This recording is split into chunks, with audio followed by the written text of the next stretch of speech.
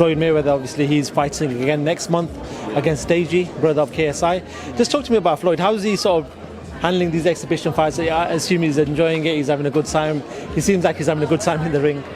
Man, this is like, it's like a dream for Floyd to me, you know. Just it feels like he's able to go in there, and any fighter just that starts out and he can go in and fight a guy who he know he can beat, who has a chance, of course, because he's getting up in age, but it makes him push a little harder because he's super competitive. So he trains, you know, just as hard. Well, you know, not as hard as he used to, but he's training, he's having fun, he's running, he's doing push-ups and sit-ups at night. You know, it's just, it's a dream come true for him, you know. And I think when he look back, you know, when he's fully done with the exhibitions and a little older, and in hindsight, he'll be like, man, that was a great period of time in my career. You know, that was like an extension of my career, like in the best possible way you can imagine. It's like dream come true. It's like if a fighter can imagine the way his career goes, and then after his career is done in the, you know, professional wise in the sport, to do, you know, extra stuff, it's a dream come true, and he's laying a blueprint down for many to follow, you know. And then, you know, because Ali did it, but Floyd did it bigger, you know, and he's making crazy money, and he's knocking guys out, and you know, I don't know if you've seen the arena in the Saitama Arena in Japan. It was full. And I want to say 60,000 people. That's a lot of people for even a fight, even a mega fight, let alone an exhibition, a 3-round exhibition. So it's like it's a dream come true for Floyd, for any fighter, but for Floyd especially. And like I said, he's laying down a blueprint for all fighters, and I hope they're paying attention and they're trying to do exactly that or even surpass it. Do you sometimes, when you're sort of hitting the pad, when Floyd's hitting the pads, or you're doing your thing with Floyd, that you still get amazed at what he does? You know, he's probably arguably one of the greatest fighters to ever enter the ring. Is there times where you're sort of working with him and you think, wow, this guy's still got it, he's past it, but he's got it? Yeah, I'm probably, and I'm not just saying this, but I'm probably Floyd's #1 fan. Like literally, you know, like I don't care. I could fight somebody if they want to fight, you know, argue about it. But I'm literally like his #1 fan, and I studied him since 1995, where I met him, and we became friends shortly after '96 on the Olympic team when I was an alternate. He was an Olympian, and. So yeah, when I'm holding the mitt, sometimes, you know, even though I'm fully focused on just me and him, I don't feel no surroundings, and I make sure I'm doing my best, which is staying focused and, you know, keep my mind just on, you know, catching his punches and, you know, lining up the mitts perfectly and throwing shots at him that he have to get away from or catch. That, man, this guy is so good. He's so good. He's so sharp, and he's trying to be perfect in every millisecond, not second, not every, you know, minute, every round, every single millisecond. And if he slips up and does something that he's not okay with, meaning where his foot placement is, or if he turns his wrist over or the punch over completely, he fixes it like instantly. So I'm watching everything. I pay close attention to detail as well. I'm a perfectionist myself. So yeah, I'll be in awe, you know, the whole time. But I don't. And every now and then I'll tell him I'll stop the mitts, you know. And then I say, man, that's crazy. And then he'll start, I say, smiling or blushing, like, what, GT, what did you see? And I was like, you did this. And he'd be like, oh, you seen that? I was like, man, that's crazy, because the skills that he possesses, I don't think we'll ever see them. And ever, definitely not in our lifetime, but I don't think the world will ever see him. You know, and thousands and thousands of years ago past before we see another Floyd Mayweather or anything that comes close. Not as far as like record and who he beat, but skills and the overall. Like, he's good and above average at in every single category there is in boxing. I mean, from a boxing science point of view, like every little small little detail, he's way above average. So when he's fighting the likes of Deji, which, when you look at the YouTube scene, he's a big name. KSI's brother got a couple of million subscribers. He doesn't realistically stand a chance against Floyd, but how much has this YouTube game changed the scene a little bit? You know, we see it, they do massive numbers, got big followings. Do you think it's good for boxing? How do you see it? Because obviously you're very much involved in it now. I think it's great for boxing. You know, a lot of people don't see it the same way I do, but I think it's great for boxing. It's not taking away, it's not devaluing.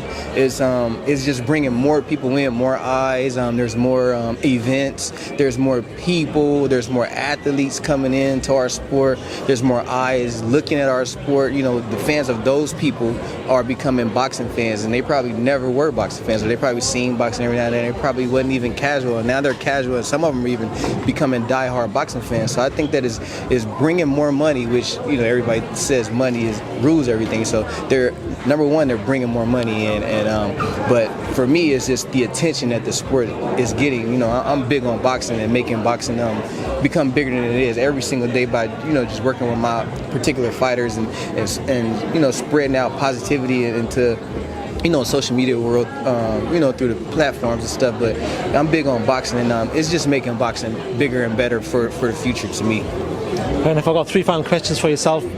The return of Deontay Wilder on the same night as Clarissa Shields. Just talk to me about Deontay and what he can offer the heavyweight division coming back.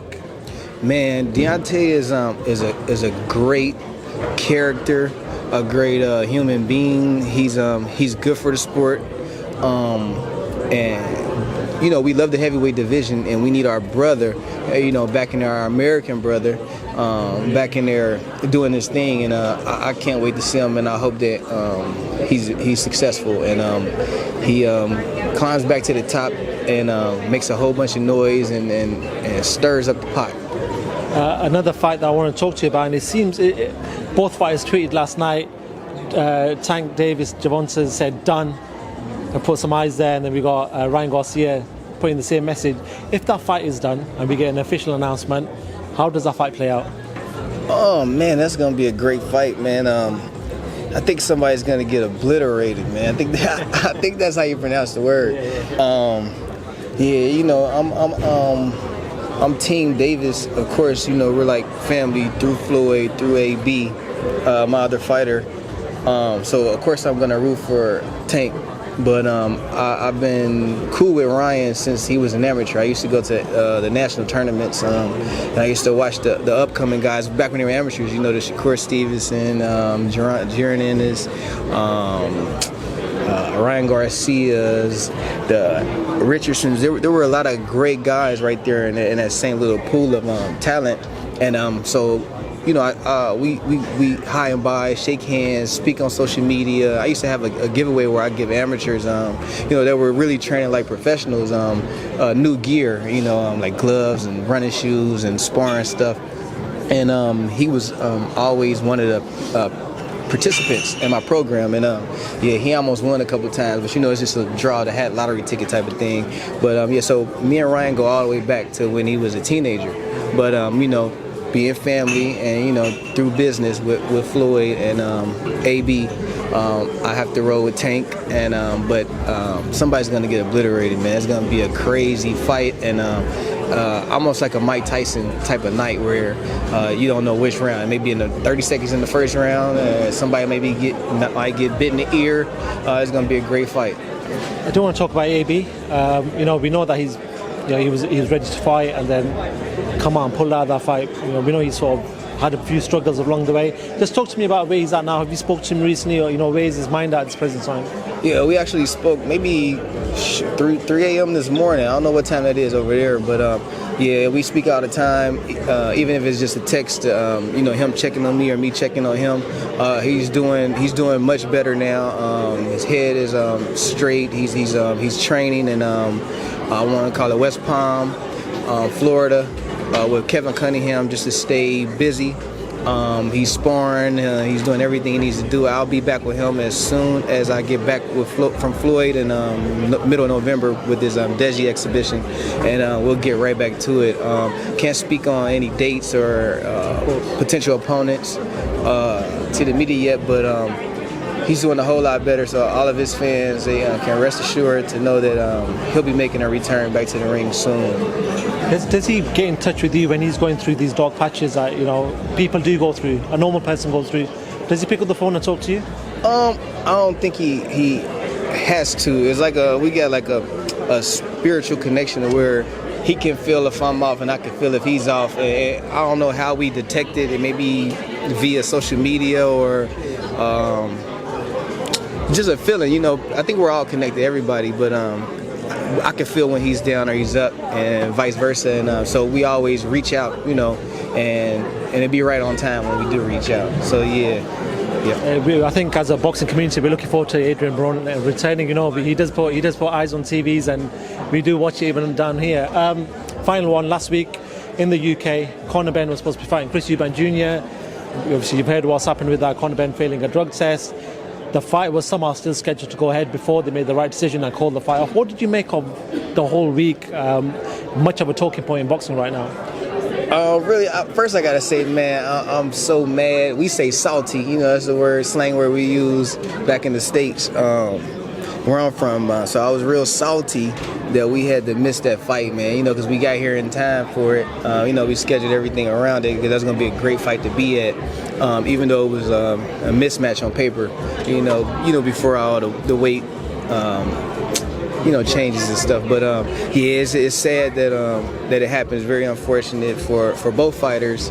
You know, if Ben didn't have anything, you know, intentional, or you know, and especially for Eubanks. Okay, see if that was AB, man. You just, you know, sometimes when people bring them up, it'd be AB. But yeah, it's an unfortunate situation for a lot of people, man. You know, there were going to be a lot of people that make a whole bunch of money off of that fight, especially gamblers. You know, it was a for sure. Well, I ain't gonna say that, but I would have bet the house on something, and I would have made a lot of money. I'm not a gambler, but I would have bet the house. And I know there's a lot of gamblers out there that are so mad, man, that fight didn't happen. And hopefully it does, but I don't think it will. You know, I think they're gonna call the whole thing off, man. It's a whole lot of blood boiling now, you know, and it's I don't think it would make sense, you know, for the fight to go through. Cool. GT, I've taken up 17 minutes of your time, so I do appreciate that.